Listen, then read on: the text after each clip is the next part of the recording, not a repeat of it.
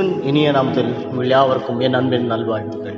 இந்த கால வேளையில கூட யாவரோடு கூட தேவனுடைய வார்த்தையை பகிர்ந்து கொள்வதில் நான் மிகவும் மகிழ்ச்சி அடைகிறேன். ஆண்டவருடைய நாமக்கு மகிமை உண்டாவதாக நாம் வேதவசனத்துக்கு கடந்து போவோம். இன்றைய செய்திக்கு ஆரம்பமாக வேதவசனத்திலிருந்து சில வசனங்களை வாசிக்க கேட்போம். ஆதியாகமம் 15ஆம் அதிகாரம் 5ஆம் வசனம்.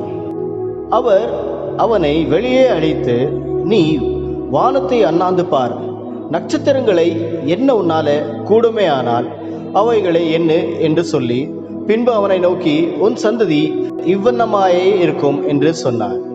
தேவனுடைய வாக்குறுதி தாமதமானால் மனிதன் எடுக்கும் முடிவு எவ்வளவு கண்ணீரை உருவாக்கும் தெரியுமா? தேவனுடைய வாக்குறுதி தாமதம் ஆனால், இன்றைக்கு நம்ம வாழ்க்கையில அநேக பேர் என்ன பண்றோம், தேவனுடைய வாக்குறுதி, அதாவது நமக்குன்னு ஒரு வாக்குறுதி ஆண்டவர் கொடுத்திருப்பாரு. அந்த வாக்குறுதி கொடுத்ததுக்கு அப்புறம் நம்ம அது மேல விசுவாசமா இல்லாம வாக்குறுதி தாமதம் ஆக ஆக மனிதன் அடுத்து என்ன பண்ணுவான், அவனுக்குள்ள சுயமா ஒரு யோசனைய யோசிப்பான்.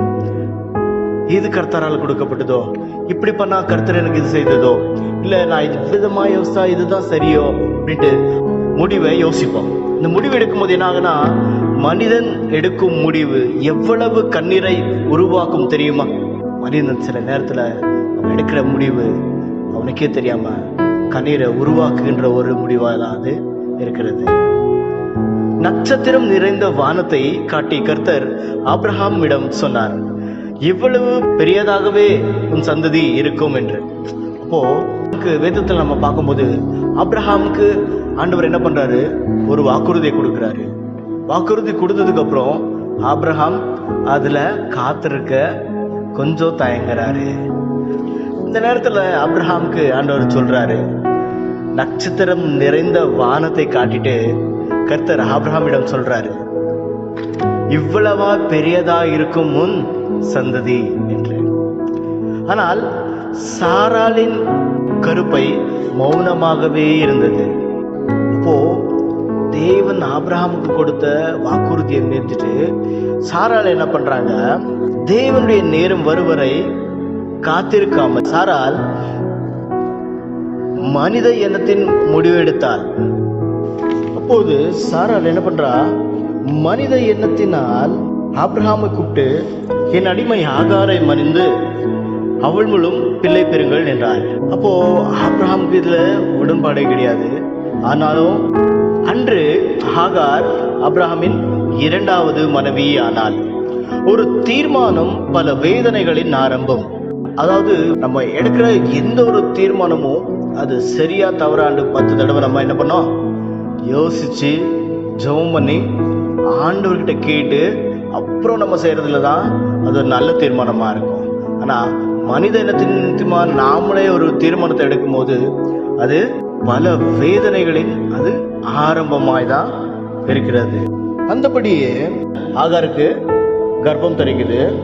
அவள் கர்ப்பம் தரித்தவுடன் அவளுக்குள் பெருமை வளர்ந்தது. அவ கர்ப்பம் தரிச்ச உடனே ஆகாருக்கு கொஞ்சம் பெருமை. சாராவின் உள்ளமோ வலியால் நிறைந்தது. காயமடைந்த இதயம் கடுமையான வார்த்தைகளால் மாறியது.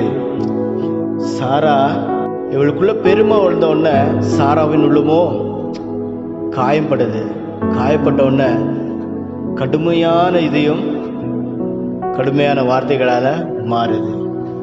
அப்போ பின்பு சாரா ஆகாரை கடுமையாக நடத்தினாள். அவமானம் வேதனையும் தாங்க முடியாத கர்ப்பமாயிருந்த ஆகார் வனாந்தரத்துக்கு ஓடினாள். அதை தாங்க முடியாம ஆகார் என்ன பண்றா, யாருக்குமே சொல்லாம வனாந்தரத்துக்கு அங்கிருந்து ஓடி போறான். மனிதர்கள் அவளை நிராகரித்தார். ஆனால் கர்த்தரோ பாலைவனத்திலும் அவளை கண்டார்.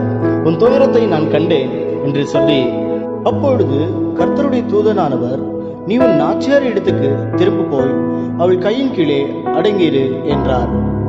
பின்னும் கர்த்தருடைய தூதனானவர் அவளை நோக்கி, உன் சந்ததி மிகவும் பெருக பண்ணுவேன், அது பெருகி எண்ண முடியாததாய் இருக்கும் என்றார். அப்பொழுது அவள் என்னை காண்பவரை நானும் இவ்விடத்தில் கண்டேன் அல்லவா என்று சொல்லி தன்னோடு பேசின கர்த்தருக்கு நீர் என்னை காண்கிற தேவன் என்று பெயரிட்டார். பின்பு ஆகார் ஒரு பிள்ளையை பெற்றெடுத்து அந்த பிள்ளைக்கு இஸ்மவேல் என்று பெயரிடுகிறார். மூப்பிலும் சாரால் ஒரு மகனை பெற்றால் அவனுக்கு ஈசாக்கு என்று பெயரிட்டாள்.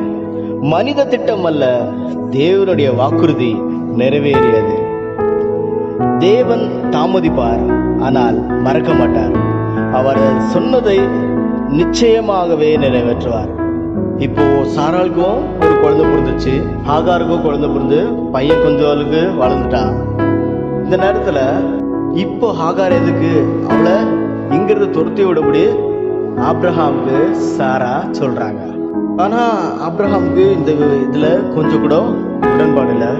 ஆனா என்ன பண்றாரு, மறுபடியும் ஆண்டவர்கிட்ட போய் ஜெபம் பண்ணி இவங்களை என்ன பண்றாரு, அதிகாலையில இருட்டோடு கூட எழுப்பி அவங்கள அனுப்பி வச்சிருக்காரு. இப்போ ரொம்ப வேதனையோடு கூட அந்த தாய் என்ன பண்றா, தன் மகனை கூட்டிட்டு அந்த ஊரு விட்டே புறப்படுறா. போற வழியில பார்த்தா வனாந்தரம், கையில துருத்தில இருந்த தண்ணியோ நீனா தன்னுடைய மகனை இழக்கணும். ஆனால் ஒன்றுமே இல்லாத இடத்துல உருவாக்குறவர் தான் நம்ம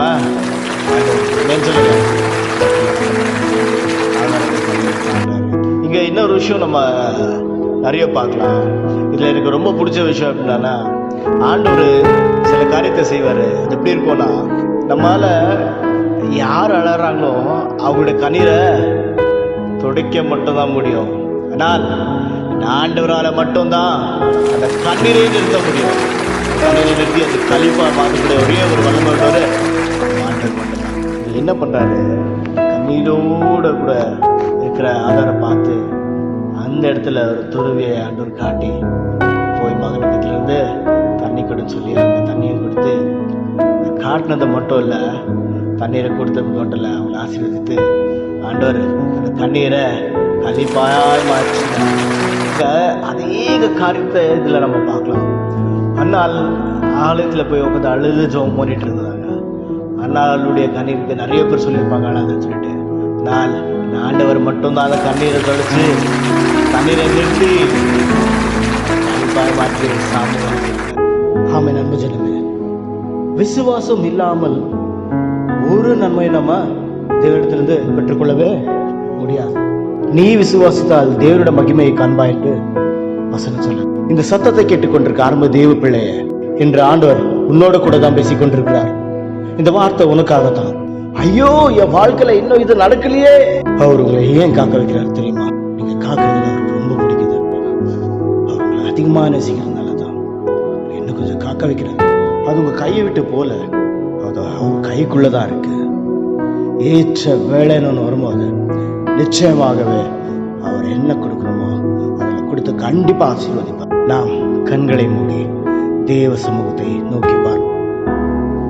எங்களை அதிகமாக நேசிக்கிற அன்பின் நல்ல ஆண்டவரே, இந்த கால வேளையில அம்மா நோக்கி துதிப்பதில் மிகவும் மகிழ்ச்சி அடைகிறேன் ஆண்டவரே.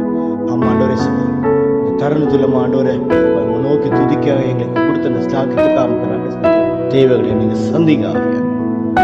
என்ன ஏக்கங்கள் விருப்பங்களை ஆண்டவரே நீர் நிறைவேற்றுகிற தேவனா இருக்கிறேன். ஆமா ஆண்டவரே, இந்த வேளையிலும் அப்பா என்னோடு கூட இணைந்து ஜெபிக்கிற பிள்ளைகளை கரத்தில் ஒப்பு கொடுக்கிறேன். ஆவியானவரே, தேவன் தாமே ஆண்டவரே இப்பொழுது அவர்களை சந்திப்பீராக ஆண்டவரே. அப்பா, இந்த நேரத்திலும் ஆண்டவரே சப்பா, கஷ்டத்திலும் துக்கத்திலும் சோர்விலும் சமாதானமில் வியாதியிலும் வாக்குலங்களும் கவலைகளும் துக்கங்களும் கலகி திகைத்துக் கொண்டிருக்க ஒவ்வொரு பிள்ளைகளும் கருத்துல ஒப்பு கொடுக்கிறேன்.